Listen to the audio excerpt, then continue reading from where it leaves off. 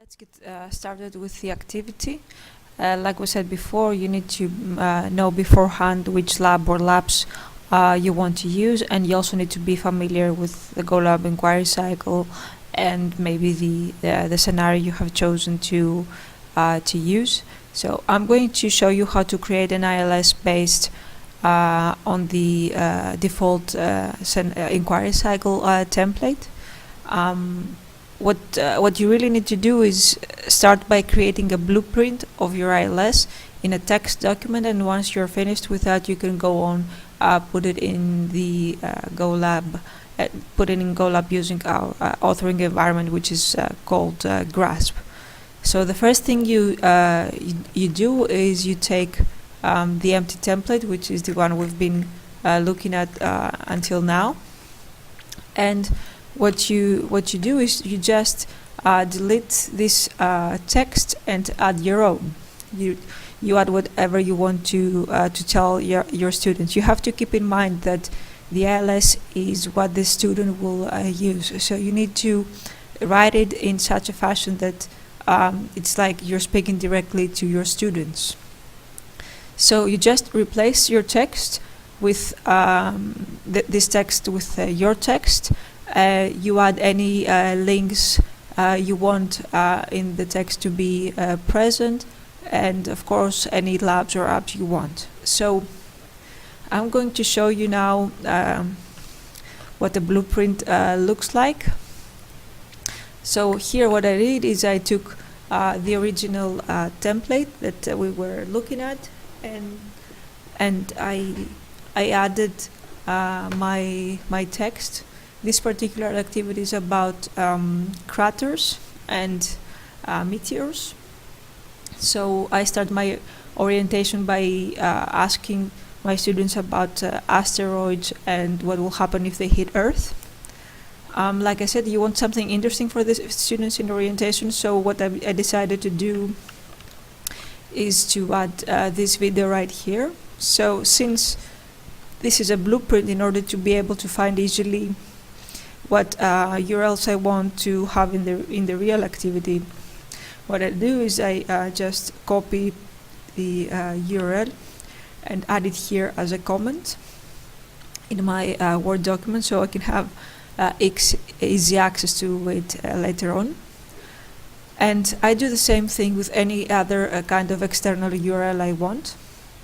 And I also do the same thing with my additional resources. Let's say, for example, I have a PDF file that I want my students to look at. I put it online. I will show you afterwards how I do that, and then I use the link in my text. So we replace the text, we add the URLs that we want to use as comments to have easy access, and I also make sure I add the tools I want in the places where I want. What I usually do is I put the name of the application I want to use in capital red letters, so it's easy for me to know where I want to put it when I go into the authoring environment. I do the same thing with the lab, so I know where it goes and I can do it easily. Another thing that you want is, for starters, you don't want to have too long text. Students don't really not like to read long text. Every teacher knows that. So I try to keep it as neat and as short as possible. I also like to add a separate section, which is the notes for the teacher. In the authoring environment that I will show you later, you can put the notes for the teacher in a separate place so that the students will not be able to see them. So I always keep notes for the teacher, and I also like to have accompanying materials like answer keys, like examples. For example, I can have an example concept map for the teacher to have a look at, or for the students to look at after they create their own, so they can compare theirs with an ideal one.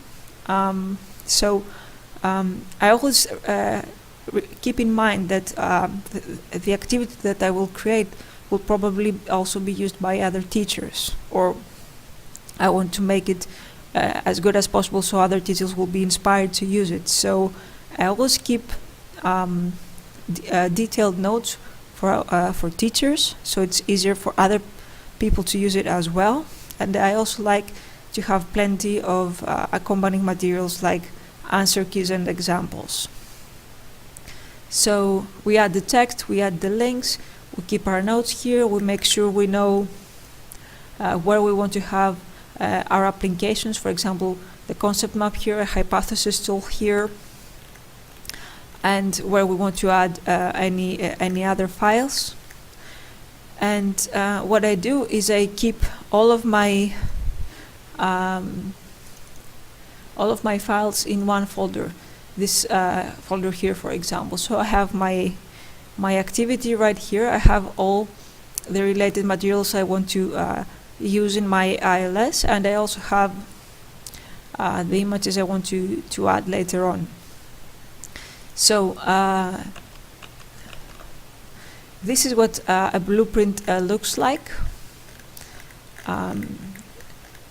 And once I go from this to the actual ILS, it looks something like this.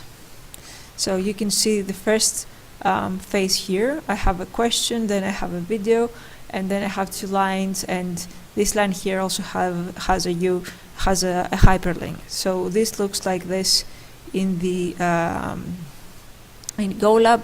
My question, my video, my 2 lines, and the hyperlink. And what you see here is basically transformed into this. I have conceptualization. I've got, like I say here, after the first bullet, I have my concept map right here, and then a couple of questions to help my students understand the problem at hand, and then the hypothesis tool.